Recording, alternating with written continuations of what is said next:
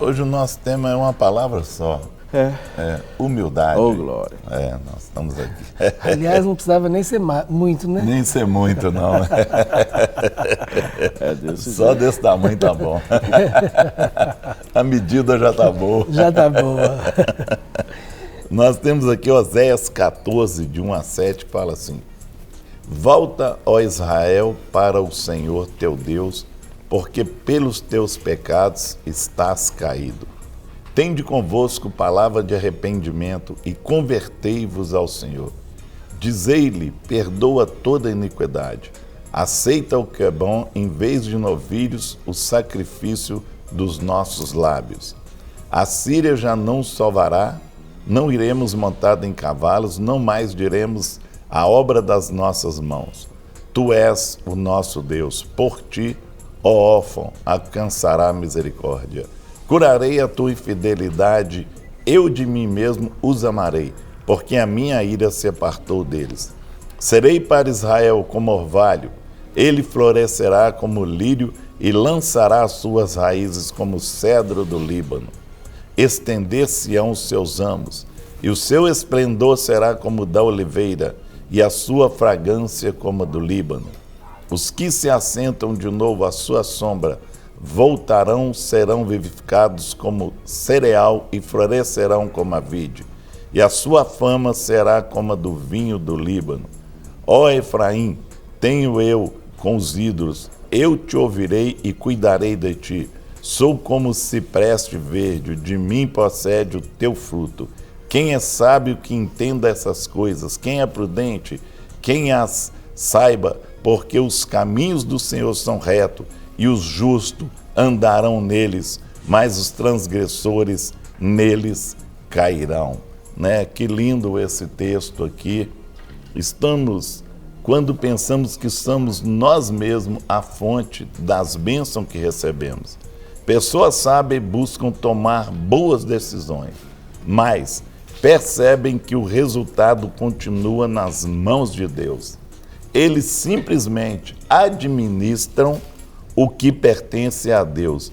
As pessoas estão no comando, mas Deus está no controle. Esse texto de Oséias nos traz uma prescrição para nos ajudar a retomar a humildade. Então, antes da gente entrar no texto aqui, sobre a questão das coisas que faz retornar para a humildade, falando em humildade sobre esse texto, nós estamos aqui com o pastor Rogerinho, que está assim com a bateria carregadíssima. Recarregada, né? Prontinho, doido para falar. E vai passar para você. E os nossos telespectadores também com saudade de ouvir o pastor Rogerinho, tá tenho vendo? certeza disso. Então hoje você vai ouvir muito. Amém. Ô Guerra, mas é realmente um privilégio poder estar aqui, não é? Junto com vocês e estar também junto com você aí na sua casa, aonde você estiver, né? Assistindo e participando junto com a gente. Eu entendo que esse é mais do que um privilégio. Esse é um propósito de Deus. Amém. Porque nós nunca tivemos a intenção, né? Sim, E eu com falo certeza. isso de uma maneira muito clara, porque a gente já comentou isso tantas vezes, Sim. né?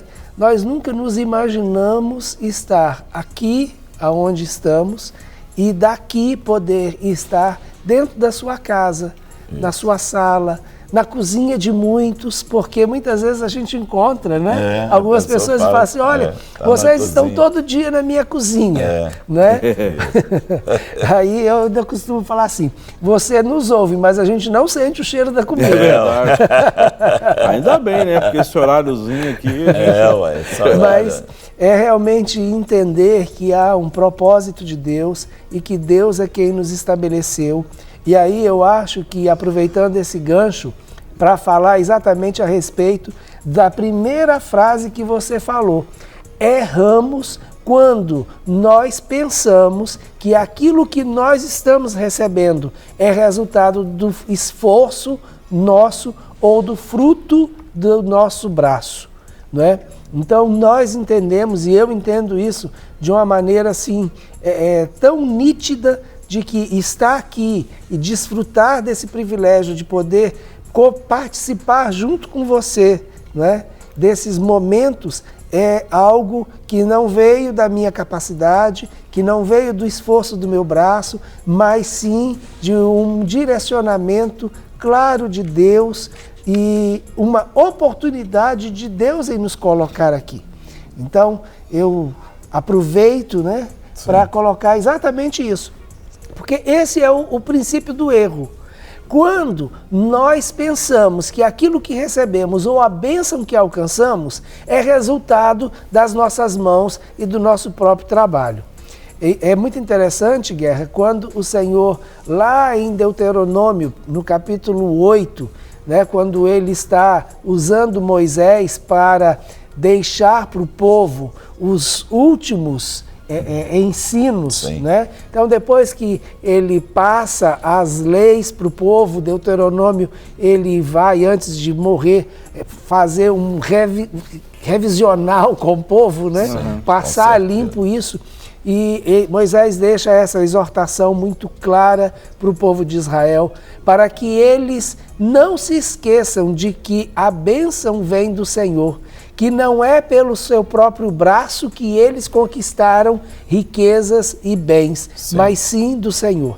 E esse é um princípio de sabedoria, e isso tem tudo a ver com a ideia que nós temos nesse texto, no finalzinho do livro de Oséias. Então, não é o primeiro programa que nós estamos fazendo a respeito do livro de Oséias, mas o papel de Oséias é realmente não somente ser um sinal profético para a nação, e não somente confrontar e exortar a nação de Israel, mas trazer para a nação um caminho de restauração. E esse caminho de restauração passa pelo processo de entender que a bênção que o povo tem desfrutado e vivido não é por causa do trabalho do seu povo e nem pelos falsos deuses que eles levantaram e nem pelas ofertas que eles entregaram ao Senhor, porque a bênção de Deus é por causa da fidelidade e do amor de Deus e do compromisso que Deus tem com esse povo, não é? Então, isso é importante, e nesse momento, no final do capítulo, no final do livro de Oséias, né, Oséias deixa isso de uma maneira muito clara. Não é por causa dos seus holocaustos e dos seus sacrifícios, nem tampouco por causa dos ídolos que vocês mesmos concluíram, né, ou produziram, mas realmente a mão do Senhor, o agir do Senhor. Então, isso é extremamente lindo, né? Diante de todo o livro de Oséias. Eu vejo que o livro de Oséias é um livro muito lindo, apesar de ser um livro muito pesado no contexto da narrativa, né?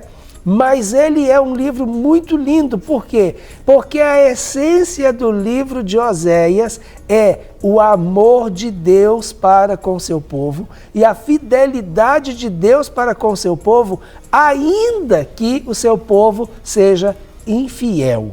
Ainda que o seu povo se distancie, ele permanece ali sempre pronto. Isso é lindo e nós temos essa referência muito forte em Deus e no Deus que servimos. Amém. Né? Já temos aqui muitas participações, e tem uma aqui, DDD 81, Pernambuco, diz: olha, paz, me ajuda em oração. Uma mãe está tentando tirar a paz da escola onde trabalho. A gestora está de férias e eu fiquei responsável. Preciso que orem por todos, principalmente por essa mãe. Que Deus abençoe. É a Liana de Pernambuco. Ok, Liana, nós vamos orar sim, em nome de Jesus, né, para que o príncipe da paz esteja verdadeiramente assim, sabe, aí dentro dessa escola, não é? E principalmente nos corações, não é? A diferença está aí. Olá, pastores, desejo muita paz e bênção a vocês, queridos, que eu possa receber bons ânimos a cada dia. Você já está recebendo, né? O ânimo está dentro de você, viu? É interessante isso.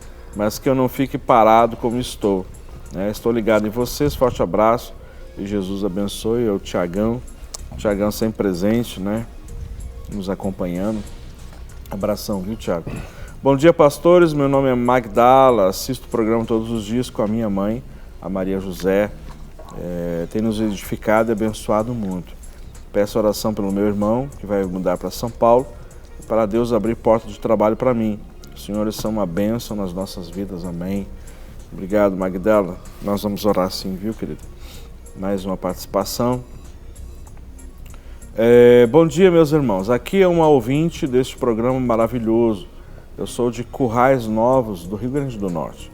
Peço oração por todos da minha família e irmãos em Cristo, pela paz do mundo que está violento e famílias destruídas por vícios. Eu oro a Deus que venham a aceitar a Cristo como seu Salvador. Aí sim o mundo será maravilhoso. Porta de emprego para meu filho e genro, e que, se for da vontade do Pai, que der certo a negociação de troca do carro por um terreno. Vou aguardar a sua vontade. Um forte abraço a todos vocês que fazem parte da Clínica da Alma. Amém. Obrigado, viu, querido? Em nome de Jesus. Eu queria, antes da gente entrar nos tópicos, fazer um comentário a respeito de uma frase que você também comentou. As pessoas estão no comando, mas Deus está no controle. Com certeza. Isso, normalmente, é uma situação que fica difícil da gente discernir muitas vezes. Vai ser muito bom fazer essa diferenciação. Exatamente. Comando, controle. O que significa, ou qual é a diferença? Deus está no controle e não está no comando? O comando, ele tem muito a ver com a decisão, não é? Então, por que nós estamos no comando? Porque o poder de decisão está em nós. Esse poder de decisão, que é aquilo que Deus nos capacitou diante do livre-arbítrio, de tomar a decisão ou de fazer escolhas. E isso Deus não tirou de nós. Então, quem está no comando da sua vida? No comando da sua vida está você, não é? Ou a quem você entregar esse comando. E isso é interessante, não é? Porque muitas vezes eu estou no comando, mas eu passo essa responsabilidade para outra pessoa, a outra pessoa então passa a ter o comando, né? Como também nós temos pessoas que estão debaixo do nosso comando, até por uma questão de princípio de autoridade e hierarquia, mas esse comando é o que está relacionado com as decisões que eu preciso tomar ou as decisões que eu tomo ou não. Então, isso é importante. Por que nós continuamos no comando? Porque Deus não tirou de nós o livre-arbítrio e eu posso realmente tomar a decisão. Se faço ou não faço. Né? Que escolha vou fazer? Essa é nossa. Né?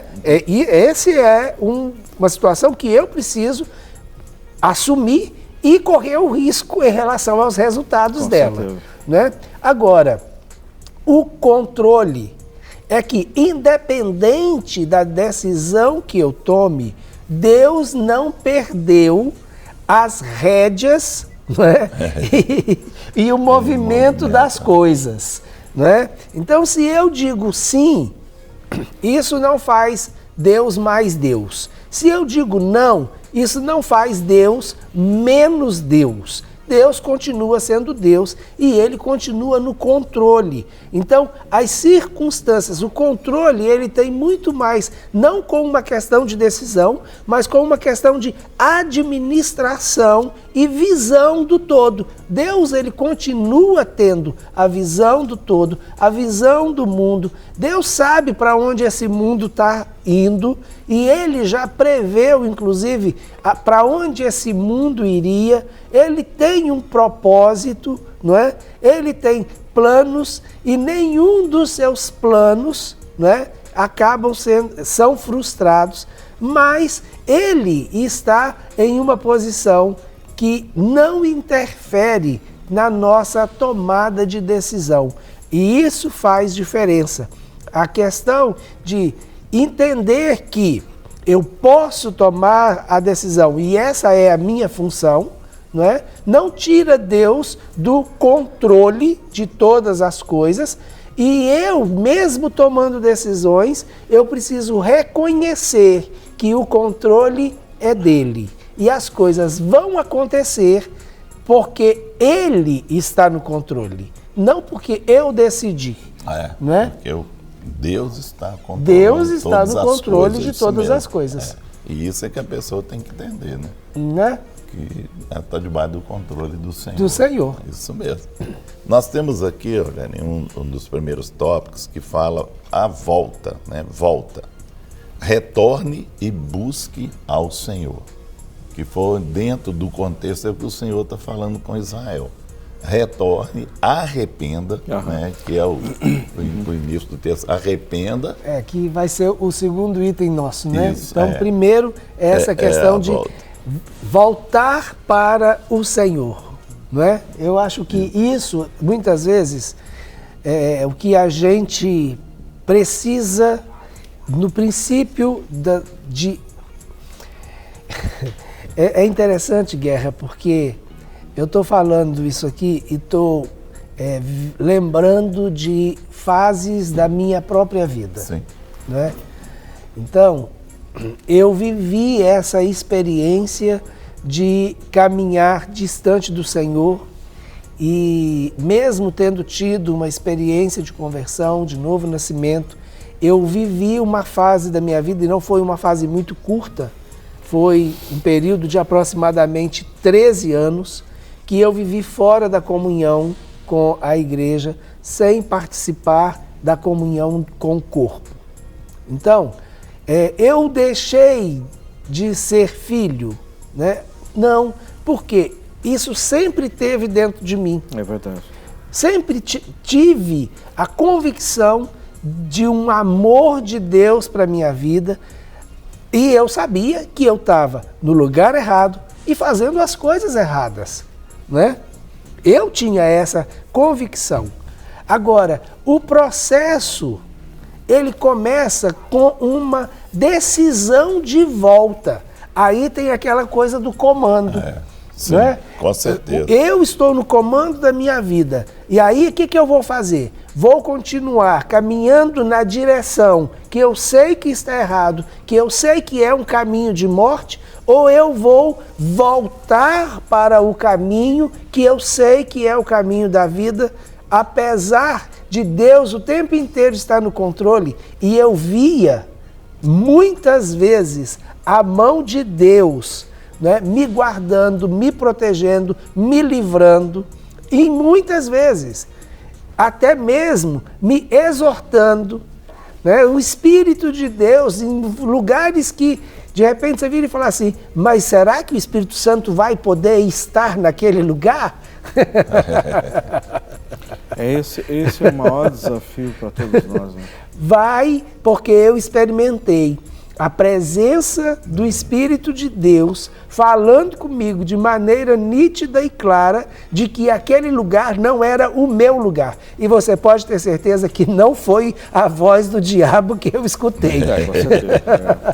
A voz porque o que ele queria é que eu continuasse ali. O diabo queria o diabo ia falar que aquele é o seu lugar. Esse é o seu lugar, não é? É lógico. Então, nitidamente, e não foi uma experiência só, mas aí é preciso que haja esse desejo e essa vontade de voltar. Né? Essa iniciativa. Muitas vezes... A quebra da inércia, né? Exatamente, porque você continua naquele processo. A Bíblia diz claramente, um abismo chama outro abismo. Então você começa hoje com um pecadinho, amanhã já são 2 pecadinhos, depois já são 3 pecadinhos, depois já é um pecadão. E quando você pensa que chegou no final do poço, aí você descobre que o poço não tem final. Tá atoladão. É exatamente isso. Porque se um abismo chama outro abismo, então, biblicamente, o poço não tem fundo. E quando a gente está experimentando esse caminho de distanciamento do Senhor e da verdade do Senhor, a gente só vai perceber que o poço não tem fundo quando a gente já está no fundo. É verdade. Não é? Com certeza. Deixa eu... A gente deixa. Deixa eu aqui. Deixa. Obrigado. Vocês são bonzinhos demais. Ai. Ok. Peço oração para a minha casa, para a minha vida, para a minha esposa, em nome de Jesus. Também oração para a minha avó, que está enferma, e para uma amiga que mora em Chalé, acho que é isso. Também está enfermo, que Deus possa estar abençoando a vida dela. DDD 33. Ok, obrigado, viu, querido, por ter enviado a sua mensagem. Nós vamos orar sim. Muito bem, temos outra aqui. Interessante, porque muitas vezes algumas pessoas fazem promessas com os santos tais e tais e recebem a bênção. Muitos cristãos diz em que é Satanás que faz acontecer, o que continuem crendo na idolatria. O que vocês dizem a esse respeito? Sou Marlene Nascimento do Tocantins. Beijos. Rogério, tem umas coisas que a gente deve considerar. Primeiro é o reconhecimento de que, apesar dela ter feito uma promessa ou um voto, não é, a alguma coisa que não é o Deus verdadeiro, isso não impede das coisas que já estão estabelecidas por um Deus que está no controle de que aquilo se estabeleça. Com certeza. Não é? Então, esse é uma das coisas que não é por causa da minha infidelidade que Deus deixa de cumprir na minha vida aquilo que Ele já determinou para ser estabelecido, não é? Agora, o que Deus quer é que a glória seja dele, não é? Então, quando nós colocamos a glória em outra situação, isso com certeza não agrada a Deus, mas isso não faz Deus ser ruim. Deus não vai se tornar ruim, primeiro porque Ele é bom, né? Porque eu sou ruim ou porque eu não quero dar a glória para Ele. Ele continua sendo Deus, vai continuar na posição que Ele tem, e Ele muitas vezes faz com que o ímpio, entre aspas, receba, e Ele vai fazer com que o ímpio receba para que ele possa ver que há realmente um poder que está operando em favor dele e que esse poder é o poder de Deus. Amém. Né? Os Salmos, principalmente os Salmos, eles dizem isso de uma maneira muito clara. Agora, o que eu não posso é ficar colocando o meu foco na prosperidade do ímpio. Isso. Não é? Então, eu não tenho que ficar preocupado com a prosperidade do ímpio, porque a Bíblia também diz que ela é passageira. Para receber todas as novidades do canal, inscreva-se e, se curtir o vídeo, clique em gostei. Aproveite para acompanhar a Rede Super nas redes sociais.